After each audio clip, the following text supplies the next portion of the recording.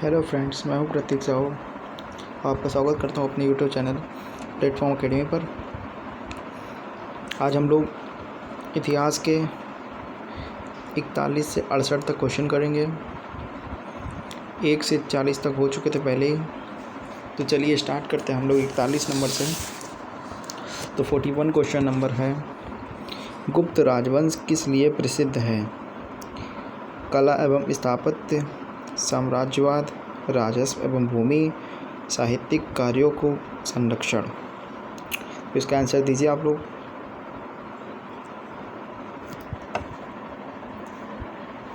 तो इसका आंसर होगा ऑप्शन नंबर ए, कला एवं स्थापत्य।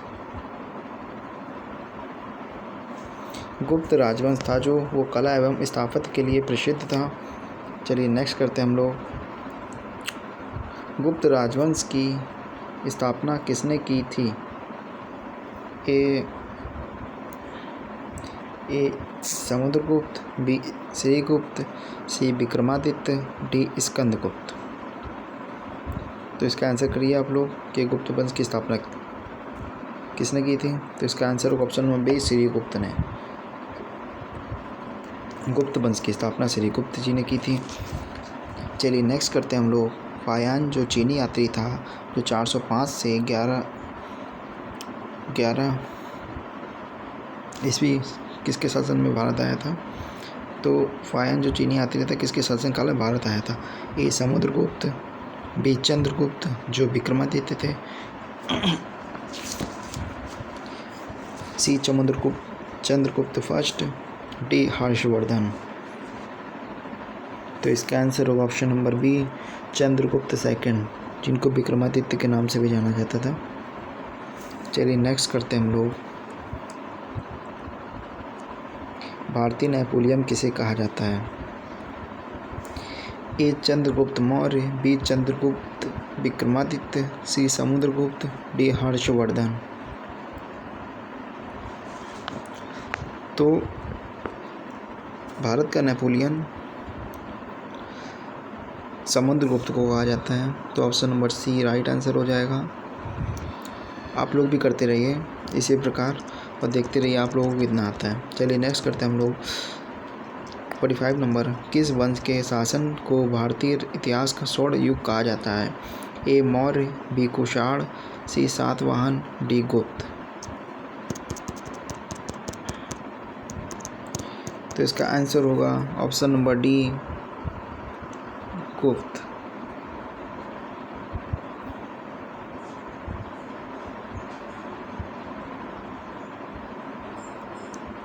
गुप्त वंश को कहा जाता है, जिसकी स्थापना गुप्त वंश की स्थापना श्रीगुप्त ने की थी।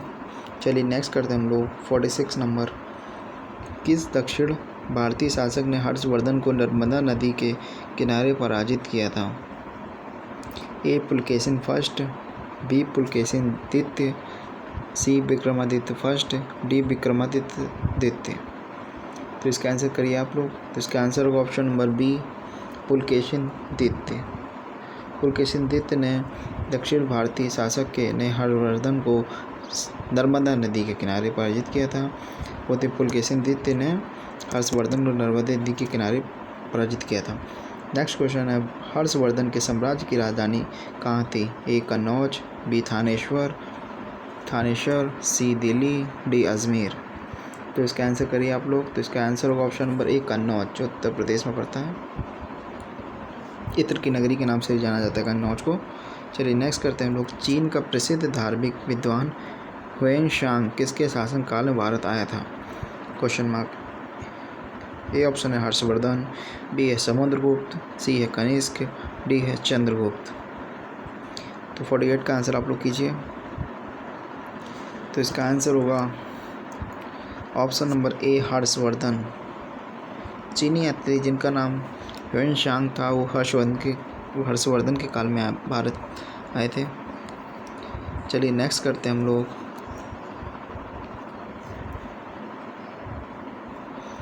बाणभट्ट किस राजा के दरबारी विद्वान थे?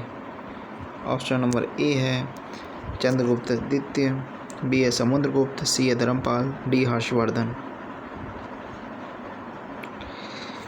तो इसका आंसर होगा ऑप्शन नंबर डी, हर्षवर्धन। जो बाणभट्ट थे वो दरबारी थे हर्षवर्धन के। नेक्स्ट है कोणार्क, जो उड़ीसा में स्थित है। कोणार्क सूर्यदेव जी का मंदिर है, सूर्यदेव का।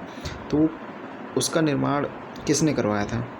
ए अनंत वर्मन, बी नरसिम्हा फर्स्ट, सी कपिलेंद्र, डी पुरुषोत्तम। तो इसका आंसर होगा ऑप्शन नंबर बी, नरसिम्हा प्रथम। चलिए नेक्स्ट करते हैं। किस वंश के शासक ने श्रीलंका पर आक्रमण किया था? ए पांड्य, बी चालुक्य, सी चोल, डी राष्ट्रकूट। तो इसका आंसर करिए आप लोग। तो इसका आंसर होगा ऑप्शन नंबर सी, चोल। जो चोल वंश के शासक ने श्रीलंका पर आक्रमण किया था। चलिए नेक्स्ट करते हैं हम लोग।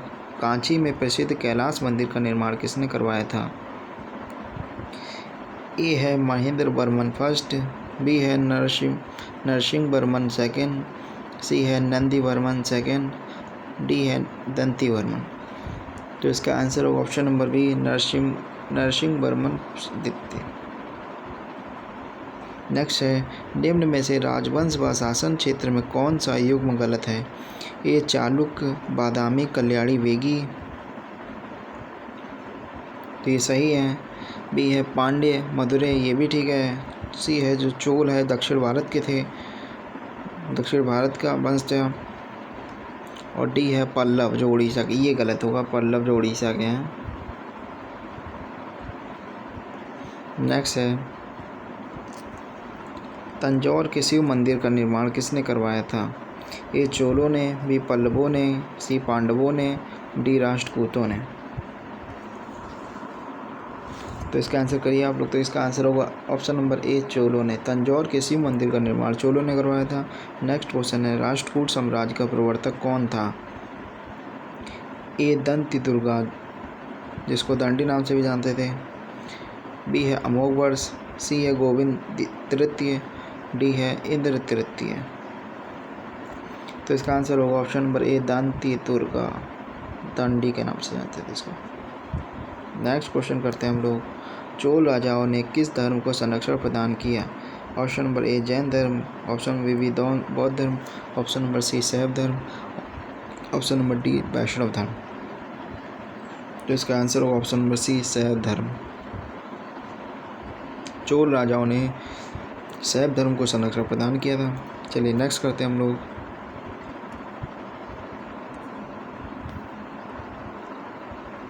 चोलों ने किस क्षेत्र पर शासन किया था?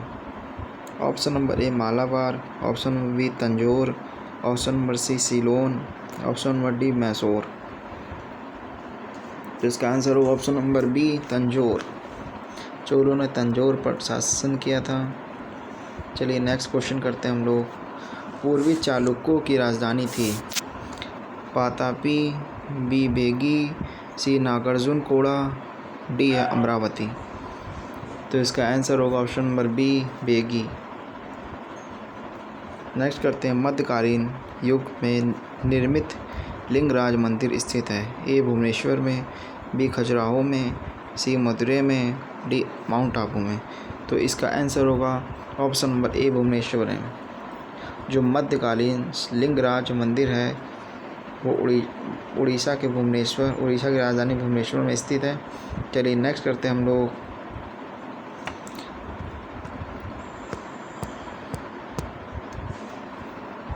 सूची 1 व 2 को सम्मिलित कीजिए।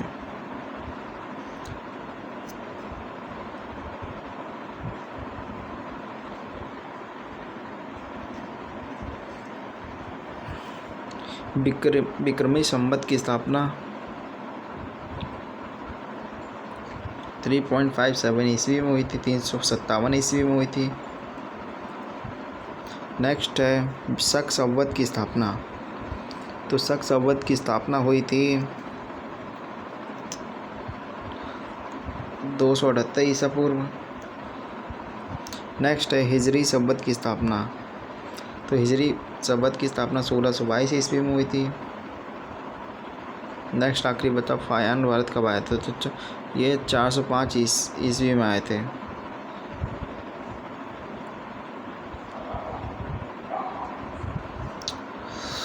विक्रमी संवत की स्थापना हुई थी 57 ईसा पूर्व, और शक संवत की स्थापना हुई थी 78 ईसा पूर्व, और हिजरी संवत की स्थापना हुई थी 622 ईसा पूर्व, और फायान भारत आए थे 405 ईसा पूर्व। तो इसी प्रकार से हम लोग सजा लेते हैं अपने क्रम।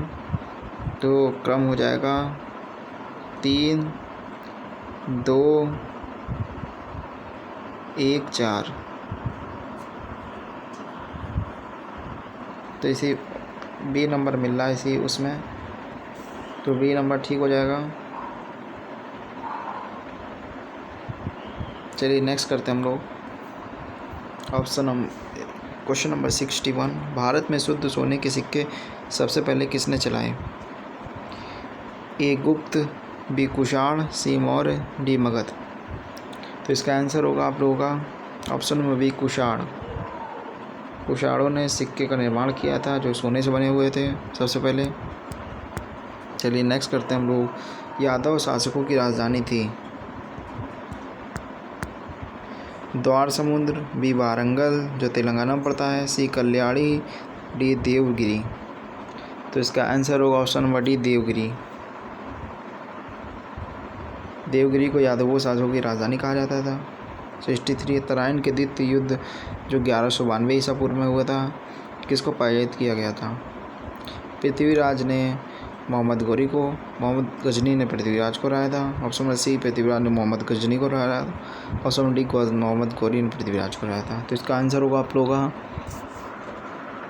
Option number D Mohammad Ghori ने पृथ्वीराज को हराया था। कई प्रयासों के बाद मोहम्मद गौरी ने पृथ्वीराज पर विजय प्राप्त की थी। नेक्स्ट क्वेश्चन आप लोगों का मोहम्मद गौरी कहाँ का शासक था? ए पेरिस, बी इराक, सी अफगानिस्तान, डी है ईरान। तो इसका आंसर होगा ऑप्शन नंबर सी अफगानिस्तान। जो मोहम्मद गौरी था वो शासक था आप लोग अफगानिस्तान का। चलिए नेक्स्ट करते हैं हम लोग 65 नंबर। निम्नलिखित में से कौन सा त्यौहार पैगंबर मोहम्मद के जन्मदिन पर मनाया जाता है? ए ईद उल जुहा, बी मुहर्रम, सी है ईद उल फितर, डी है ईद उल मिलाद। तो इसका आंसर होगा option number D Eid ul मिलाद। ईद उल मिलाद जो त्यौहार है मुसलमानों का है, पैगंबर मोहम्मद के जन्मदिन पर इसको मनाया जाता है। चलिए नेक्स्ट है निम्न में से किसने भारत पर सबसे पहले आक्रमण किया था? तो ये अफगानी, बी अरबी, सी तुर्क, डी मुगल। तो इसका आंसर होगा आप लोगों का ऑप्शन नंबर बी अरबी लोगों ने सबसे पहले भारत पे आक्रमण किया था। चलिए नेक्स्ट करते हैं हम लोग पहला मुसलमान जो अरब से आया था आक्रमणकारी का था 712 ईसा पूर्व में कौन था? पहला मुसलमान जो अरब आक्रमणकारी था जो 712 ईस्वी में आया था वो सबसे पहले कौन था? तो इसका आंसर देना होगा आप लोगों को। तो इसका आंसर होगा Muhammad bin Qasim. Option number C is the right answer. तो option number C is the right answer Muhammad bin Qasim. चलिए नेक्स्ट करते हैं गुलाम वंश का संस्थापक कौन था? तो A Muhammad Ghori, B Alauddin Khilji, option number C Muhammad bin Tughlaq, option number D Qutbuddin Aibak. तो इसका आंसर देना होगा आप लोगों को। इसका ऑप्शन होगा आप लोगों का आंसर होगा कुतुबुद्दीन ऐबक। जो कुतुबुद्दीन ऐबक था गुलाम वंश का संस्थापक था। तो ये थे फ्रेंड्स कुछ क्वेश्चंस जो इतिहास से रिलेटेड थे। इसको आप लोग एक बार पढ़ लीजिएगा, वीडियो जरूर देखिएगा और बताइएगा आप लोग को वीडियो कैसी लगी।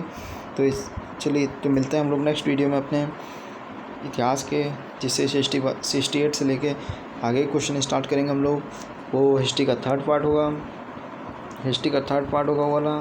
तो हम लोग मिलते हैं नेक्स्ट वीडियो में। जब तक नमस्कार दोस्तों।